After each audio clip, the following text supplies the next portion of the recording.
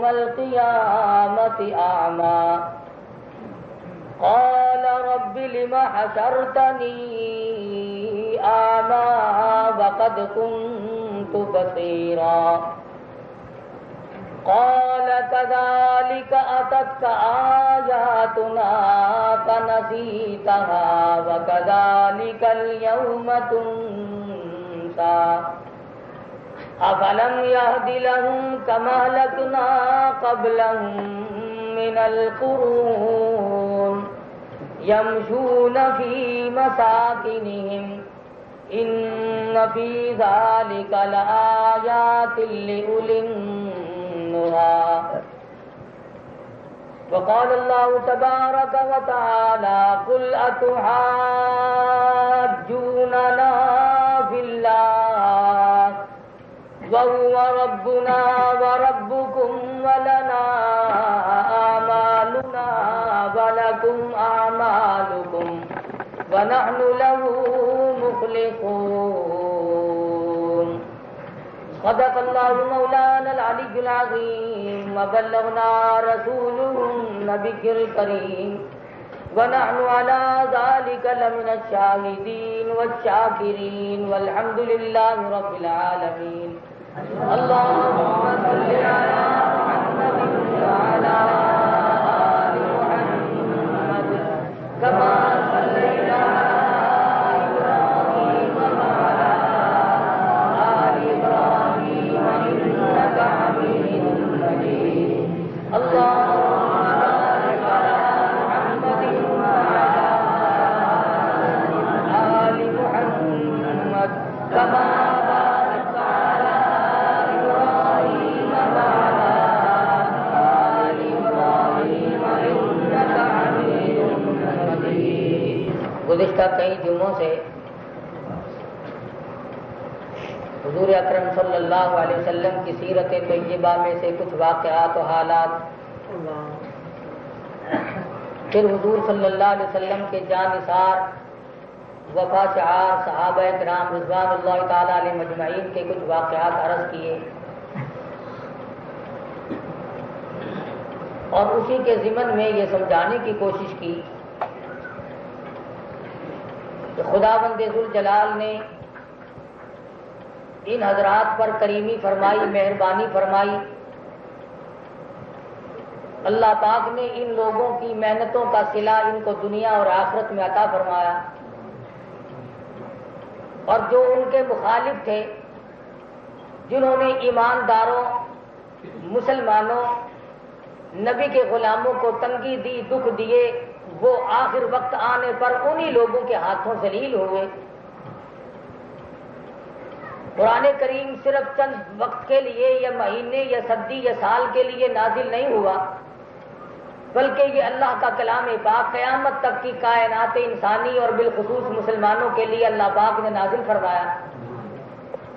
یہ ضروری بات نہیں کہ اس میں صرف وہی لوگ شامل تھے جو مکہ معظمہ میں اس وقت موجود تھے، بلکہ اس وقت کی نزاکت کے اعتبار سے آج کی نزاکت زیادہ مشکل ہے. مکہ مکرمہ میں ایک طرف امام الانبیاء محبوب کبریا حضرت محمد مصطفیٰ صلی اللہ علیہ وسلم کی ذات باصفا ہے، اور دوسری طرف آپ کے دشمنوں کا بہت بڑا ایک اجتماع ہے جس کا سرغنہ ابو جہل ہے، عتبہ اور شیبہ ہیں، امیہ ابن خلف ہے. ان لوگوں نے مسلمانوں کو تکلیف پہنچانے میں اپنی طرف سے کوئی کسر باقی نہ رکھی. جس نے مسلمان ہونے کا اعلان کیا اور جس نے کلمہ پڑھا اس کو اس قدر مارا کہ اپنی طبیعت سیر کر لی. صدیق اکبر رضی اللہ تعالی عنہ ارشاد فرماتے ہیں کہ جب میں ایسے مسلمانوں کے پاس سے گزرتا تھا جو ضعیف اور ناتواں قسم کے ہوتے تھے، کمزور تھے، یعنی ان کا خاندان اور قبیلہ کوئی نہ تھا، بلکہ تنہا قسم کے مسلمان جو بنے، ان پر اس قدر ستم ڈھائے گئے، اتنی تکلیف ان کو پہنچائی گئی. صدیق اکبر فرماتے ہیں کہ آج ان کو آدمی سن نہیں سکتا.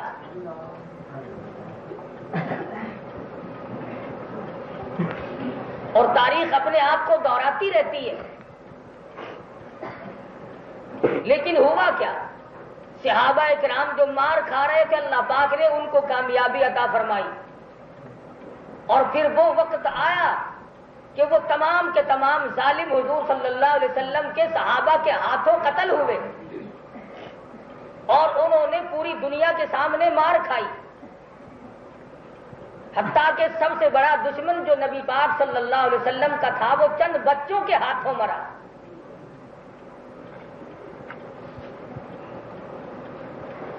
صحابہ کرام نے بھی یہ کبھی نہ سوچا کہ ہم ساری عمر مار کھانے کے لیے رہ گئے. مسلسل مصیبتیں اٹھاتے رہے اور اس کے بعد بھی مسلمانوں نے دین و اسلام کے لیے، نظام مصطفیٰ صلی اللہ علیہ وسلم کے لیے، کیوں؟ مسلمان کا یہ یقین ہے کہ اسی پہ زندہ رہنا اور اسی پہ مرنا، اسی میں کامیابی ہے. ہم سب کی یہ تمنا ہے کہ مرتے وقت بھی آدمی کے منہ سے یہی نکلے لا الہ الا اللہ محمد الرسول اللہ صلی اللہ علیہ وسلم. زندگی تو زندگی، مرتے وقت سب کی یہ آرزو ہے اور تمام لوگوں کی یہ حسرتیں ہیں کہ مرتے وقت قرآن کی تلاوت نصیب ہو، مرتے وقت کلمہ طیبہ نصیب ہو، اللہ کا نام میری زبان پہ ہو جب میرا آخری وقت آئے. تو جب آخری وقت کی یہ تمنا اور حسرت اور آرزو ہے مسلمان کی، تو وہ زندگی میں اپنے سامنے اسلام کے خلاف کسی کفر کو کیسے گوارا کر سکتا ہے؟ بالخصوص وہ آدمی اور وہ مسلمان جو رازق اللہ کو سمجھتا ہے. بنیادی بات ایمان میں یہ داخل ہے کہ خدا کے سوا کسی کو رازق نہ سمجھے، کہ میرا رازق خدا ہے. جب بھی کسی نے خدا کے سوا کسی بندے کو اپنا رازق سمجھا، اس نے مار کھائی. کہ اگر میں ایسا نہ کروں گا تو میرا فلاں کام نہیں بن سکے گا، میری نوکری چلی جائے گی، میرے بچوں کی روزی بند ہو جائے گی. اس کا مطلب یہ ہوا کہ وہ بادشاہ کی دی ہوئی روزی کھاتا ہے، خدا کی دی ہوئی نہیں کھاتا. جس کا یہ ایمان ہو، اس ظالم سے کوئی پوچھے تیری ماں کے پیٹ میں کون سا وزیر اور کون سا بادشاہ تیرے لیے دسترخوان بچھایا کرتا تھا؟ فرمایا یخلقکم فی بطون امہاتکم خلقا من بعد خلق فی ظلمات ثلاث. 3 اندھیروں کے اندر، ماں کے پیٹ کا اندھیرا، رحم کا اندھیرا، جھلی کا اندھیرا، 3 اندھیروں کے اندر تجھے کون روزی پہنچایا کرتا تھا؟ کس نے تیری خوراک کا انتظام کیا؟ کون تیرے بننے اور بگڑنے کو جانتا تھا؟ تیری ماں کو تیری اطلاع نہیں ہوتی تھی کہ تیرا کیا حال ہے، اور باپ کو تو کیسے خبر ہو جاتی؟ پڑوسیوں کو، رشتہ داروں، عزیزوں، سوسائٹی والوں کو کیسے خبر ہوتی؟ تیری بادشاہ سے کوئی شناسائی نہ تھی، وزیروں سے کوئی تیرا تعارف نہ تھا. ماں کے پیٹ میں تجھے روزی کھلاتا رہا. فرمایا یخلقکم فی بطون امہاتکم، اور خدا کی روزی ماں کے پیٹ میں رہ کر 9 مہینے تک کھانے والے دنیا میں آیا. جب جوان ہوا، نوکری کرنے لگ گیا. ذالکم اللہ ربکم لہ الملک. اور ظالم تجھے کیوں بات بھول گئی؟ آج بھی تو تیرا پروردگار میں ہوں. آج تیرا یہ عقیدہ کیوں بن گیا کہ خدا کے سوا مجھے اور لوگ کھلاتے ہیں، مجھے حکومت روٹی دیتی ہے، مجھے فلاں بادشاہ روٹی کھلاتا ہے؟ اللہ پاک فرماتے ہیں تجھے ایک روٹی تو کیا، ایک دانہ بھی دینے پہ میرے سوا قادر نہیں. ان تدعوهم لا يسمعوا دعاءكم ولو سمعوا مستجابوا لكم ويوم القيامة يكفرون بشرككم ولا ينبئك مثل خبير. جن کو تو بلاتا ہے وہ تیری سنتے بھی نہیں ہے، تیرے ہزارہ انتظامات بالکل بیکار ہو جائیں گے جب میں تجھے پکڑوں گا.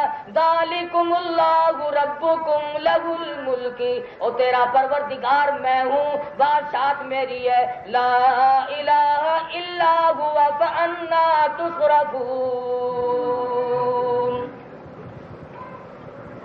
معبود میں، مشکل کشا میں، تمام لوگوں کی خبر گیری کرنے والا میں، سب کا روزی رساں میں، سب کو روزی پہنچانے والا میں۔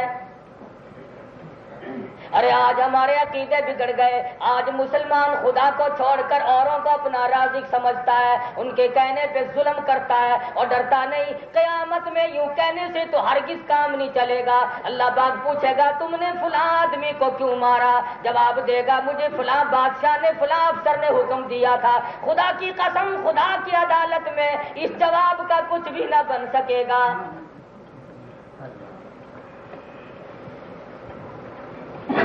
اور ظلم کے اندھیرے آخر چھٹا کرتے ہیں۔ علامہ فخر الدین رازی رحمت اللہ علیہ تفسیر کبیر میں بادشاہ نوشیروان کا واقعہ لکھتے ہیں۔ سورہ فاتحہ کی تفسیر دیکھیں، مالک یوم الدین کی تشریح ہے۔ اللہ اکبر، مسلمان ہو اور نماز پڑھتا ہو تو ایک وقت میں وہ کئی مرتبہ یہ اقرار کرتا ہے الحمدللہ رب العالمین، تعریف بیان کرتا ہوں اس مالک الملک کی جو سارے جہان کو پالنے والا ہے۔ الرحمن الرحیم، وہ بڑا مہربان اور بڑا کریم ہے۔ مالک یوم الدین، ارے وہ آج بھی مالک وہی اور قیامت کا مالک بھی وہی۔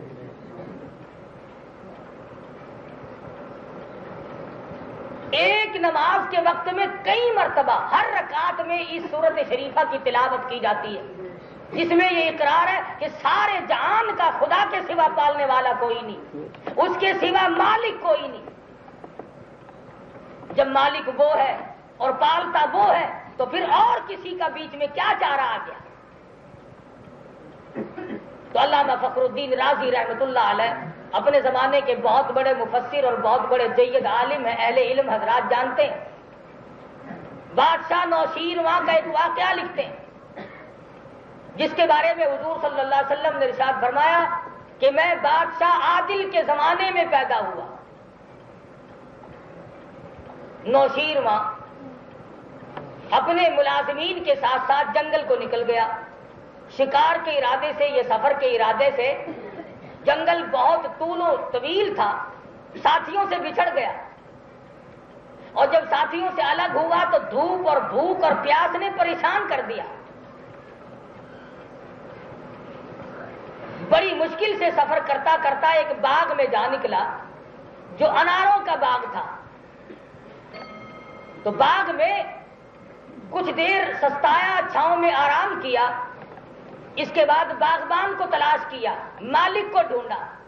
بادشاہ ہو کر یہ نہ سوچا کہ میں یوں ہی کھانا کیوں نہ شروع کر دوں، جانتا تھا کہ نہ معلوم اس کا مالک کون ہے۔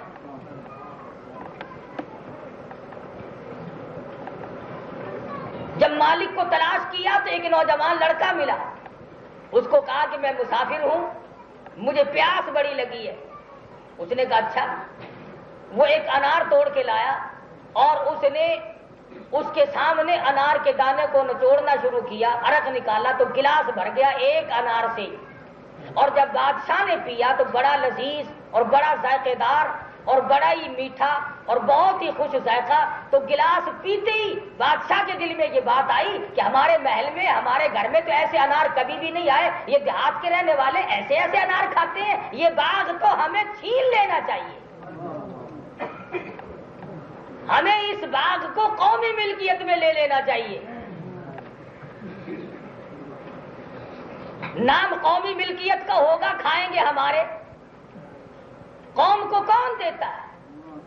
اگر قوم کو کچھ ملتا تو ملک کا یہ حال ہوتا جو آج مشرق سے مغرب تک بنا ہوا ہے۔ اور پھر کہتے ہیں کہ عوام ہماری ساتھ ہے، تو یہ جتنے مار کھا رہے ہیں یہ سارے خواص ہیں، یہ سارے خواص ہیں، بس عوام تم ہو جو سرکار کی دم ہاتھ میں پکڑے ہوئے ہے، جو گورنمنٹ کا ملازم ہے وہ عوام ہے، اور یہ 6-7 کروڑ کی آبادی سارے کے سارے خواص ہیں۔ بادشاہ کے دل میں یہ بات آئی کہ میں اس باغ کو غصب کر لوں گا، ایسے اچھے اچھے انار کھاتے ہیں یہ لوگ۔ کچھ دیر بیٹھا، یعنی احسان کا بدلہ دیکھیے، اس نے خدمت کی، پانی کے بجائے انار کا پانی نکال کر رس نکال کے پلایا، اور اندر سے کیا شکریہ نکلا ہے۔ وہ پانی بھی پلا سکتا تھا. اس نے سوچا مسافر ہے، دور کا ہے، پریشان حال معلوم ہوتا ہے، کوئی مہذب آدمی معلوم ہوتا ہے. اس نے انار کے دانوں سے نکال کر خوش ذائقہ، خوش رنگ، عجیب و غریب قسم کا گلاس بھر کے انار کے رس کا پلایا اور وہ ادھر قومی ملکیت میں لینے کی تیاری کرنے لگا. کچھ دیر کے بعد کہنے لگا کہ بلے لڑکے، ساری عمر میں ہماری تیری پہلی ملاقات ہے اور بہت ممکن ہے کہ آخری بھی ہو، ایک گلاس ہمیں اور پلا دے. اس لڑکے نے جہاں سے وہ پہلا انار توڑا تھا اسی شاخ سے، اسی ٹہنی سے ایک اور انار کا دانہ توڑا اور اسی کے سامنے نچوڑا تو گلاس تو کیا بھرنا تھا، چوتھائی بھی نہ بھرا، چوتھائی گلاس نہ بھرا. اور جب پی کے دیکھا تو لذت بھی ختم، ذائقہ بھی ختم، مٹھاس بھی ختم، تمام چیزیں برباد ہو گئی. بادشاہ کہنے لگا رے نوجوان، ٹھگی شروع کر دی. پہلا انار اور پیڑ کا تھا، یہ انار اور پیڑ سے توڑ کے لائے ہو. وہ کوئی تم نے اسپیشل اپنے لیے رکھا ہوا تھا جس کا رس تم نے مجھے پہلے پلایا، یہ اور ذائقہ ہے، وہ اور ذائقہ تھا. وہ کہنے لگا قسم لے لو، پیڑ تو کیا، میں نے تو شاخ بھی نہیں بدلی.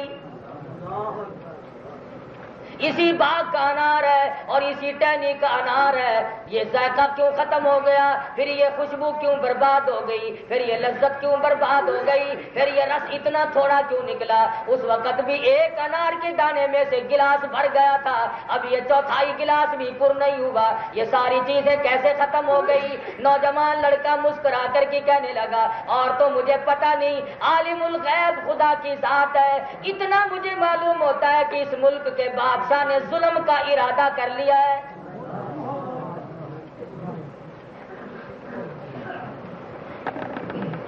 ارے نوجوان پھر کیا ہوا، اس نے اگر ظلم کا ارادہ کیا تو باغ میں کیوں آ کر کے خرابی مچ گئی. نوجوان کہنے لگا ظلم کا اندھیرا، ظلم کا دھواں اتنا شدید ہوتا ہے. ابھی اس نے ارادہ کیا، اس کے دل کا ارادہ نکلا، باہر ہوا میں آیا اور باغ میں پہنچا، تنے تنے میں پہنچا، پتے پتے میں پہنچا، دانے دانے میں پہنچا. ارے ظلم کے اثرات دانے دانے تک پہنچ گئے، لذت بھی ختم ہو گئی، برکت بھی ختم ہو گئی، ذائقہ بھی برباد ہو گیا، مٹھاس بھی ختم ہو گیا. ظلم کا ارادہ کرتے ہی سارے جہان میں فساد آ گیا.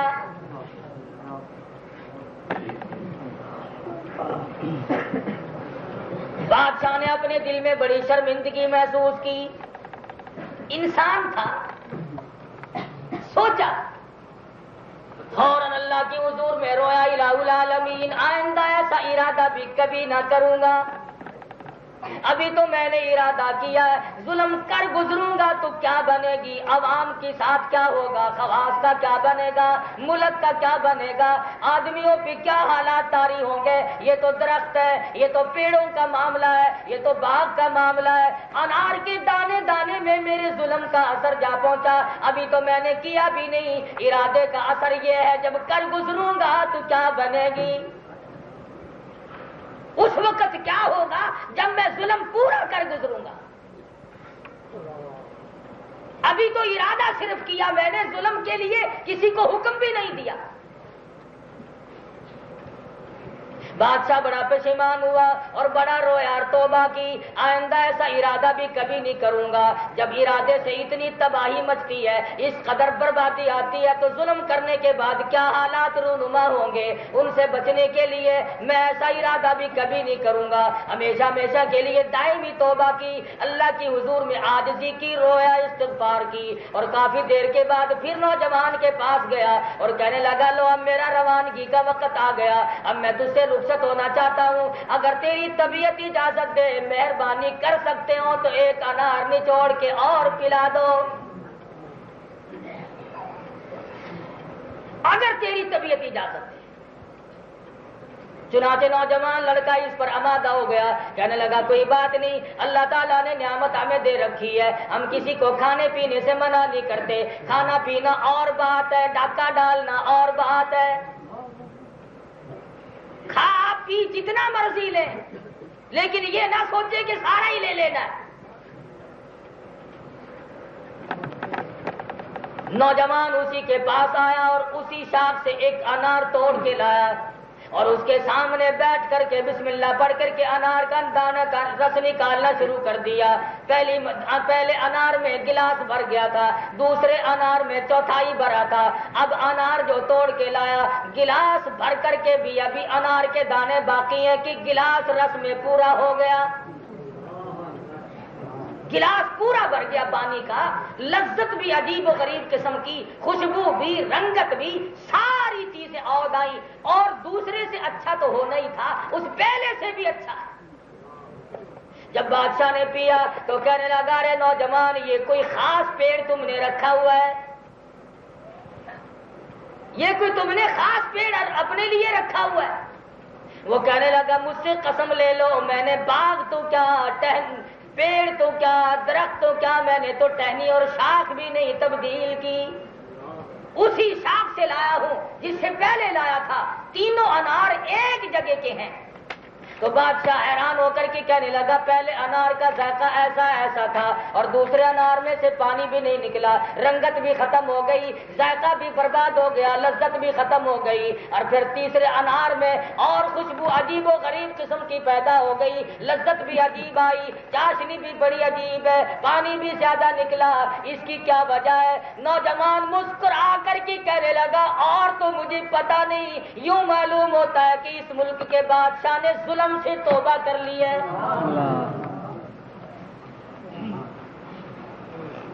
حیران ہے بادشاہ کہ میرے دل کے اثرات پتے پتے پہ پڑ رہے ہیں. اب میں نے توبہ کی تو وہ اثرات پتے پتے میں پہنچے, دانے دانے میں پہنچے, پیڑ پیڑ میں پہنچے اور باغ کے اندر سے پھیلتے ہوئے پورے جنگلات اور پورے ملک میں پھیلے. تو بادشاہ نے توبہ کی کہ میں آئندہ کبھی بھی کسی کی چیز لینے کا ارادہ تک بھی نہیں کروں گا. تو تفسیر کبیر میں علامہ فخر الدین رازی رحمۃ اللہ علیہ نے لکھا ہے کہ جب نیت کرنے سے, جب ارادہ کرنے سے بربادی یوں آتی ہے, اور جو کر گزرے اور جو کر رہے ہوں ان کے یہاں برکت کہاں سے آئے گی, ان کے یہاں خیر کہاں سے آئے گی, ان کے یہاں اطمینان کہاں سے آئے گا, ان کے یہاں امن کہاں سے آ جائے گا. یہ الگ بات ہے کہ ایک آدمی نہتا ہو اور ایک آدمی کچھ لیے کھڑا ہو, لیکن اس کو امن نہیں کہتے. یہ بھول ہے کہ کوئی آدمی یہ کہے کہ صاحب میری حفاظت تو فلاں پارٹی کر لے گی. کسی کی حفاظت خدا کے سوا کوئی نہیں کر سکتا. اور ان لوگوں کے بارے میں یہ خیال کرنا کہ صاحب یہ تو مار کھا کھو کر کے یوں ہی بیٹھ بٹھائی جائیں گے, یہ تو غلط بات ہے. سیدنا ابو بکر صدیق ہیں سب کہہ دو رضی اللہ تعالی. اللہ اکبر. فرماتے ہیں اچانک میں ایک محلے کی طرف جا نکلا اور میں نے جا کے کیا دیکھا, ایک غریب نوجوان کو کئی آدمیوں نے زمین پہ لٹایا ہوا ہے, زمین پہ لٹایا ہوا ہے اور اس کی کمر پہ چڑھ کر اسے لتاڑ رہے ہیں. میں قریب پہنچا, میں نے پہچان لیا ایک کافر کا غلام, غریب دیوانہ, نبی کا پروانہ ابو فقیہ صحابی ہے. ابو بکر صدیق رضی اللہ تعالیٰ عنہ فرماتے ہیں جب میں قریب پہنچا ابو فقیہ کے منہ پہ میری نظر پڑی, اس قدر دبا پڑا ہوا تھا کہ ایک بالشت زبان باہر لٹکی ہوئی تھی. قصور کیا ہے؟ کیوں کلمہ پڑھتے ہو کالی کملی والے کا؟ کیوں کلمے کا اقرار کرتے ہو؟ کیوں اسلام کو تسلیم کرتے ہو؟ کیوں خدا کی توحید کو بجا لاتے ہو؟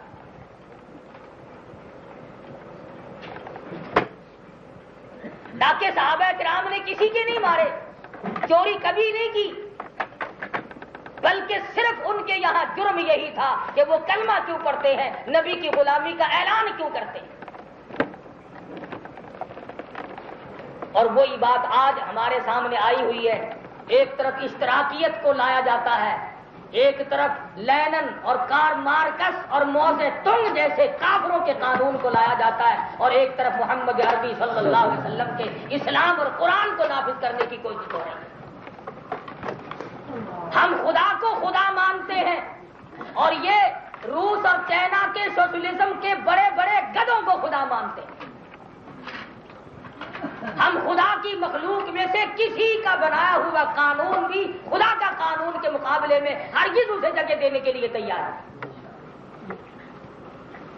اور جو تجربہ یہ اب کر رہے ہیں مسلمانوں پہ 1400 سال میں ہزاروں لاکھوں مرتبہ تجربے ہو چکے ہیں، لاکھوں مرتبہ۔ علامہ شاہ عبد العزیز محدث دہلوی رحمۃ اللہ علیہ کے انگریزوں نے مشینوں کے ذریعے انگوٹھے کھینچ دیے، چھپکلی کا اوون بنا کر پلا دیا، شاہ صاحب کو کوڑ لگ گیا۔ ہم رہے یا نہ رہے نظام مصطفیٰ کو کوئی فنا نہیں کر سکتا۔ جتنے بھی نظام مصطفیٰ کو فنا کرنے کے لیے لوگوں کو مارتے ہیں، تکلیف دیتے ہیں، پریشان کرتے ہیں، خدا کی قسم یہ سب مرنے والے ہیں، ان سب کی موت آگے رہے۔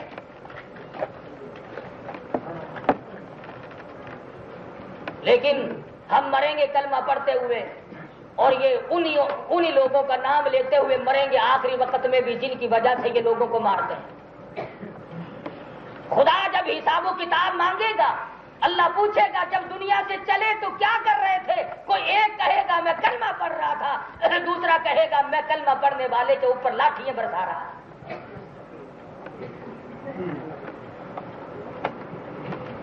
صدیق اکبر رضی اللہ تعالیٰ عنہ فرماتے ہیں میں نے دیکھا کہ اچانک اس قدر ایک مسلمان کو مار پڑ رہی ہے، میں نے ان ظالموں سے کہا نہ مارو۔ ظالم کی یہ بڑی عادت ہے، اسے جتنا کوئی یوں کہے نا کہ نہ مار وہ اور مچرتا ہے، مستی میں آ جاتا ہے۔ اب جتنے بھی علماء، صلحاء، بزرگان دین، اللہ والے، سمجھدار، حاجی، نمازی، غازی سب یہ بتلا رہے ہیں کہ پرامن تحریک ہے، پرامن مطالبات ہیں، لیکن جان بوجھ کر جتنا منع کرتے ہیں اتنے ہی اس میں رپڑ بازی مچاتے ہیں۔ میں یہ سمجھنے سے قاصر ہوں کہ اسلام آنے میں اور نظام مصطفیٰ کے نافذ ہونے میں انہیں کیا تکلیف ہے؟ اگر قرآن کے دشمن ہو تو اعلان کرو سیدھا سیدھا کہ ہمیں قرآن پجارے نہیں آتا، اسلام نہیں آتا، نبی کی نبوت ہمیں راس نہیں آتی، خدا کی توحید ہمیں راس نہیں آتی، کھلے اعلان کرو، پھر یہ منافقت کیسی ہے؟ سیدنا ابو بکر صدیق رضی اللہ تعالیٰ عنہ فرماتے میں نے منع کیا نہ مارو، غریب آدمی ہے، مسکین ہے، نہ مارو۔ انہوں نے کہا غریب کو مارنے میں تو مزہ آتا ہے، تکڑا کم مار کھاتا ہے، تکڑا کم مار کھاتا ہے، مار تو کھائے گا ہمیشہ غریب، مار کھائے گا کمزور، مار کھائے گا مسکین، لیکن اس وقت تک جب تک کہ اس کا خالق و مالک اس کا ساتھ نہ دے، اور جب وہ ساتھ دے گا تو پھر اس کا مقابل دشمن جو ہے وہ مرا مرایا۔ سیدنا ابوبکر صدیق رضی اللہ تعالیٰ عنہ فرماتے میں نے تو منع کیا کہ نہ مارو، غریب ہے، وہ اور مستی میں آ گئے۔ ابو بقیہ کی کمر پہ پشت پہ چھلانگیں لگانی شروع کر دی۔ فرماتے ہیں میں بالکل قریب کھڑا تھا، نزدیک تھا، اچانک میرے کانوں میں ابو بقیہ کی پسلیاں کڑاک کڑاک کر کے ٹوٹنے کی آواز آنے لگی۔ صحابی کی پسلیاں توڑ دی۔ جرم کیا ہے؟ کلمہ کیوں پڑھتا ہے؟ امام الانبیاء کی غلامی کیوں اختیار کی ہے؟ کالی کملی والے کا غلام کیوں بنا؟ قرآن پر ایمان کیوں لایا؟ اللہ کی توحید پہ ایمان کیوں لایا؟ انہوں نے بھی یہ اتہامی الزام نہیں دیا کہ ہماری چوری کی ہے، ہمارا کوئی نقصان کیا ہے۔ ابو بکر نے پوچھا لوگوں کیوں مارتے ہو؟ کہنے لگے جب تک یہ کلمے کا انکار نہ کرے اسی طرح سے مار کھانی پڑے گی۔ ابو بکر صدیق رضی اللہ تعالیٰ عنہ فرماتے ہیں میں دیکھ نہ سکا، میں سہ نہ سکا، میں نے اسی وقت انہیں کہا نیچے اتر جاؤ، ظالمو تمہارا غلام ہے، سودا کر لو میں خرید لوں گا۔ کہنے لگے ہاں یہ بات ممکن ہے کہ ہو جائے، لیکن یوں ہی چھوڑ دینا، دو راستوں کے سوا تیسرا کوئی نہیں، یا تو یہ جان سے مر جائے یا کلمے کا انکار کرے۔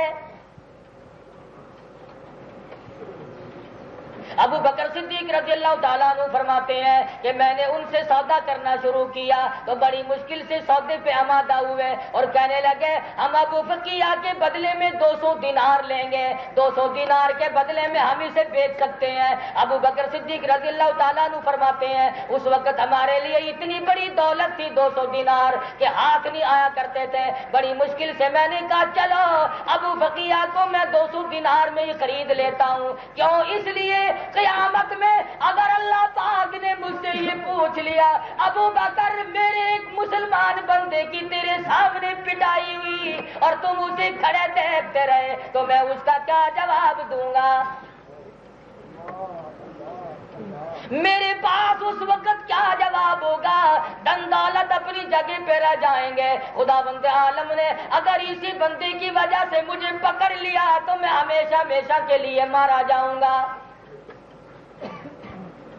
ابو بکر صدیق رضی اللہ تعالیٰ عنہ نے خرید لیا، ظالموں کے نیچے سے نکال لیا، انہیں پیسے ادا کر دیے اور ابو بکر صدیق نے نیچے سے نکال کر زخموں کی مرہم پٹی کی اور کپڑے جھاڑے اور جلدی سی ٹھنڈا پانی کا پیالہ لا کر ابو فقیہ کو پیش کر دیا۔ ابو فقیہ بڑی مار پڑی ہے، کلمے کی وجہ سے بڑی مصیبتوں کا سامنا کرنا پڑا، بڑی پیاس لگی ہے، حلق خشک ہو گیا، ایک بالش کے قریب زبان باہر لٹکی ہوئی میں نے دیکھی۔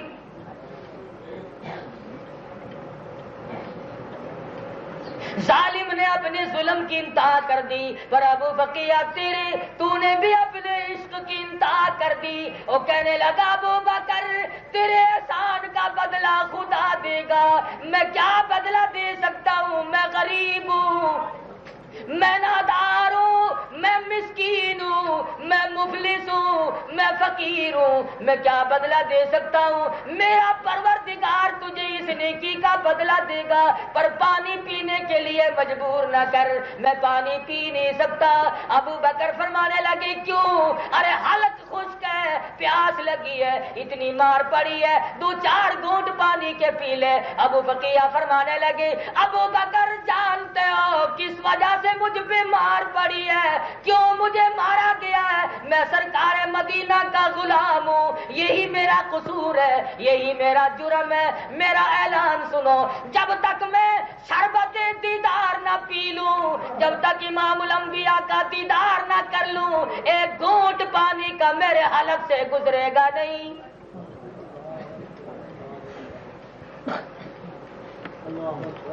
تھوڑا بہت کچھ تو پانی پی لے، بڑی پیاس لگی ہے، میں تجھے سرکار مدینہ کی خدمت میں ابھی لیے چلتا ہوں، تجھے حضور کا دیدار بھی ہو جائے گا، کچھ پانی تو پی لے۔ کہنے لگا میرے بس کا روگ نہیں۔ کیوں؟ اس لیے کوئی مجنون بتاتا ہے، کوئی کہتا ہے دیوانہ، یہ تو مرض عشق احمد کا ہوا بیمار میں بھی ہوں۔ ابو بکر میرے بس کی بات نہیں، جب تک میں حضور کی زیارت نہ کر لوں ایک بوند پانی کی میرے حلق سے گزرے گی نہیں۔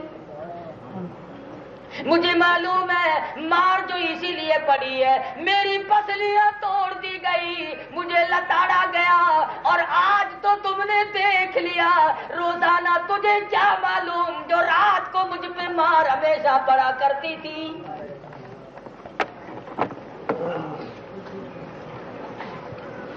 میں تو بڑی مار کھاتا چلا آیا ہوں۔ ابو بکر صدیق رضی اللہ تعالیٰ عنہ نے ابو فقیہ کو ساتھ لیا، سہارا دے کے لے کے چلے۔ ادھر کسی مسلمان نے جا کر دوڑ کر سرکار مدینہ کو بتلا دیا، عرض کر دیا ابو فقیہ کو بڑی مار پڑی ہے، اس کی پسلیاں توڑ دی گئی۔ ارے آج کسی کو چوٹ لگے گی، اس کے گھر والے رویں گے، اس کے رشتہ دار رویں گے، اس کے عزیز و اقربا رویں گے۔ خدا کی قسم ابو فقیہ کو مار پڑی، سرکار مدینہ روئے۔ حضور اکرم صلی اللہ تعالی علیہ وسلم رو رہے ہیں، میرے غریب صحابی، او میرے غریب دیوانے، تجھے کلمے کی وجہ سے اتنی مار کھانی پڑی کہ تیری پسلیاں توڑ دی گئی، اور یوں بتایا گیا کہ پانی نہیں پیتا، دیدار کا مشتاق ہے۔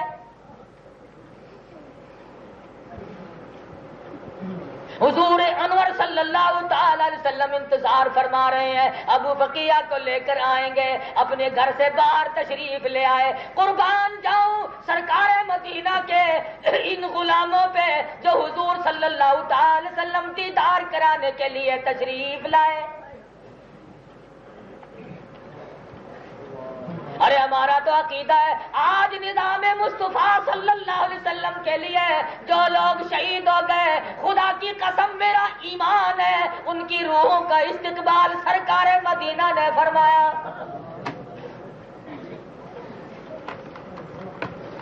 امام الانبیاء نے ان کا استقبال کیا۔ تم میری وجہ سے کوئی زمین کی وجہ سے مرا ہوگا، کوئی نہری پانی کی وجہ سے مرا ہوگا، کوئی کسی عورت کے عشق میں مرے گا، کوئی روپے پیسے کے جھگڑے میں مرے گا۔ ارے کتنا خوش نصیب ہوگا وہ شہید جس کی روح کو نکلتے ہی سرکار مدینہ کا دیدار ہو اور حضور فرمائے آ جا تو میرا ہے میں تیرا ہوں۔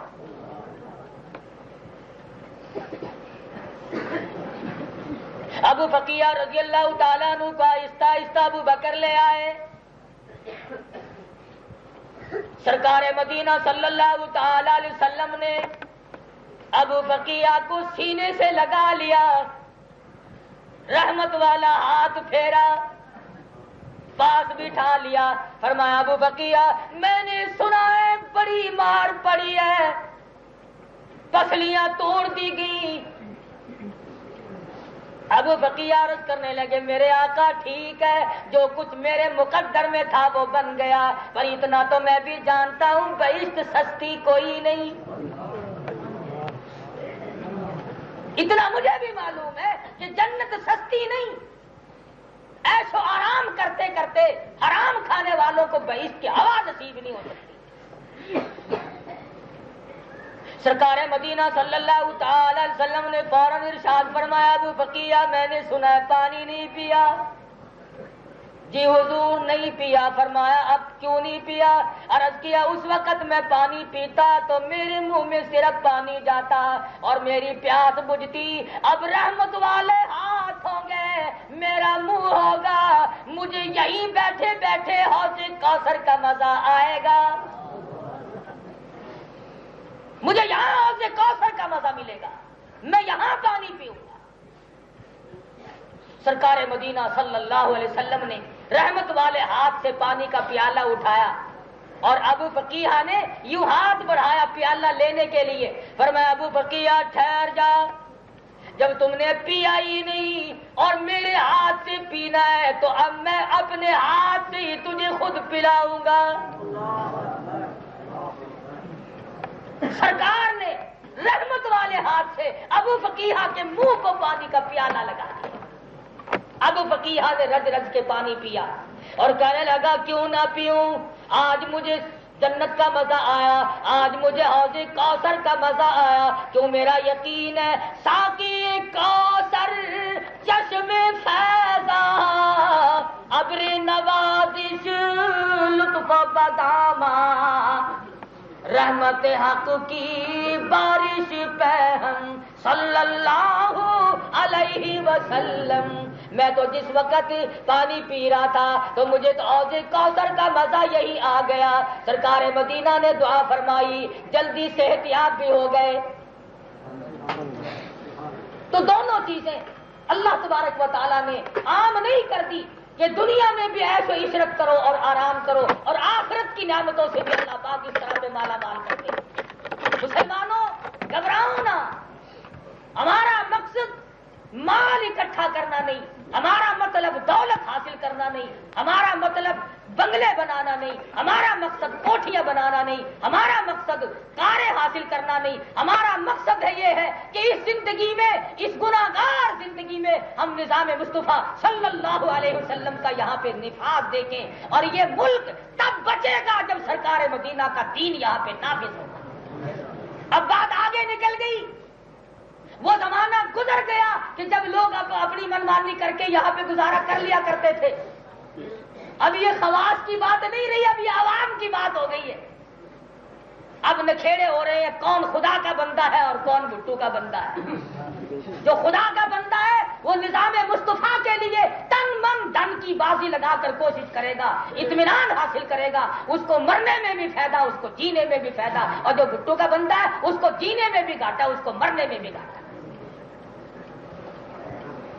اور یہ بات ہم ہمیشہ کہتے ہیں، اور نہ ہمارے مقصد میں یہ شامل ہے کہ کسی کو مارو یا کسی کو توڑ پھوڑ کرو یا کوئی آگ لگاؤ۔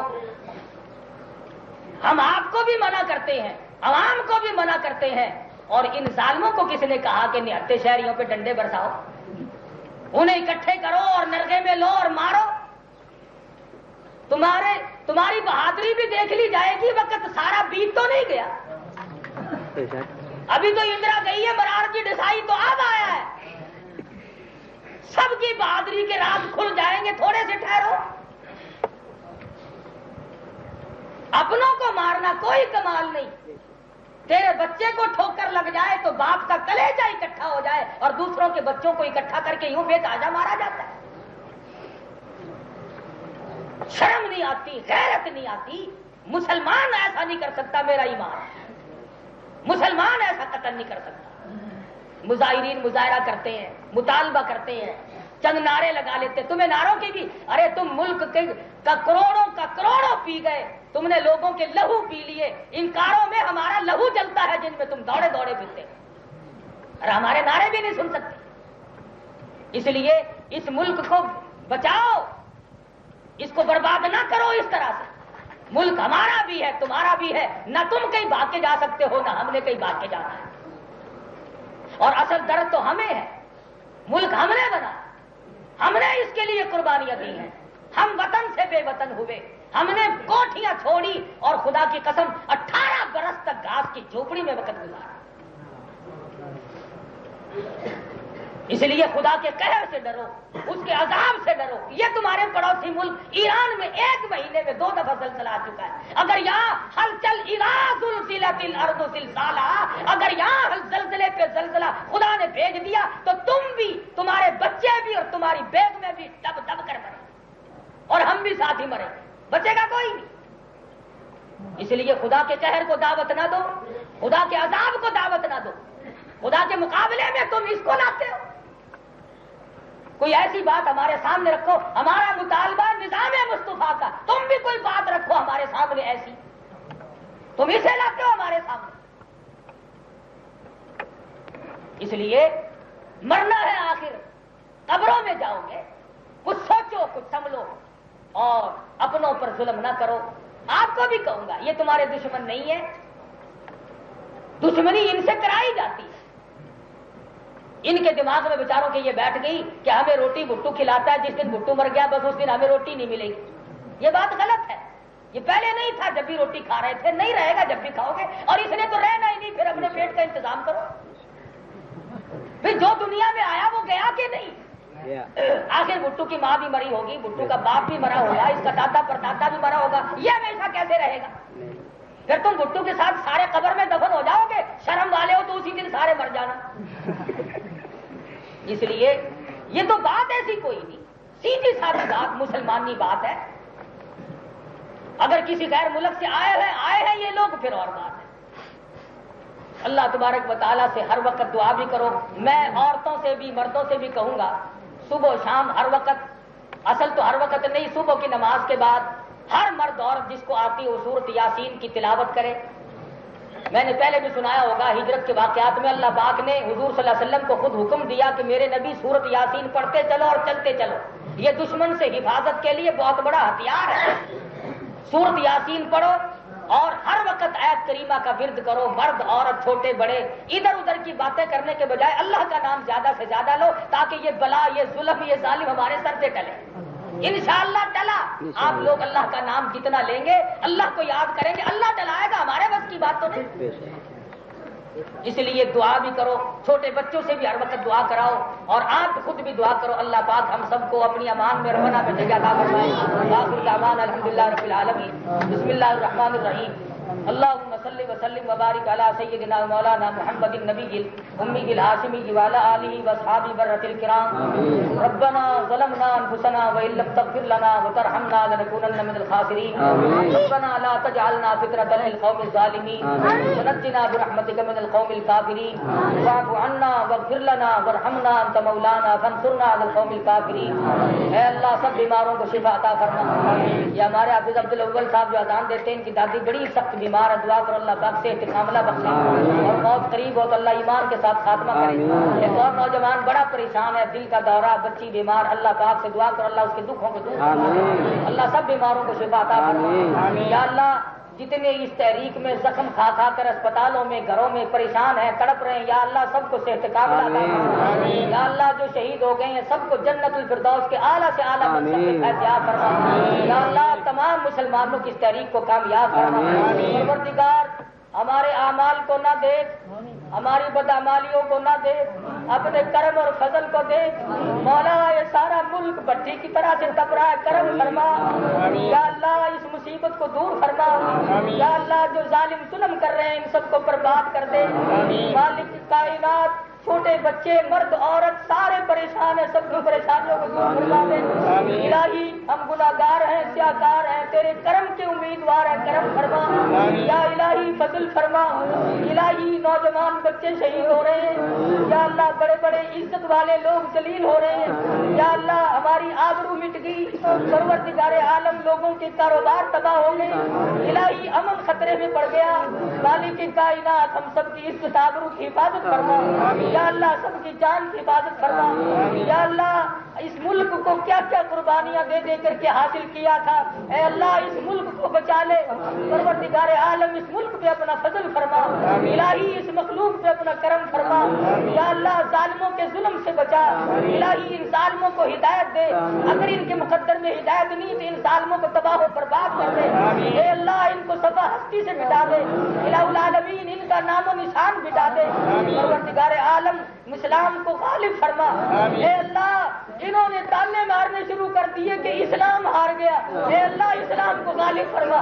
مالک نظام مصطفیٰ کا بول بالا فرما، اے اللہ قرآن کو کامیاب فرما، اے اللہ مسلمانوں کو کامیاب فرما۔ یا اللہ یہ مرد عورت چھوٹے بڑے جولی پھیلائے بیٹھے ہیں، تیرا وعدہ ہے جب تجھ سے مانگیں گے تو دے گا، یا اللہ سب کو کامیاب فرما دے، الہی بامراد بنا دے۔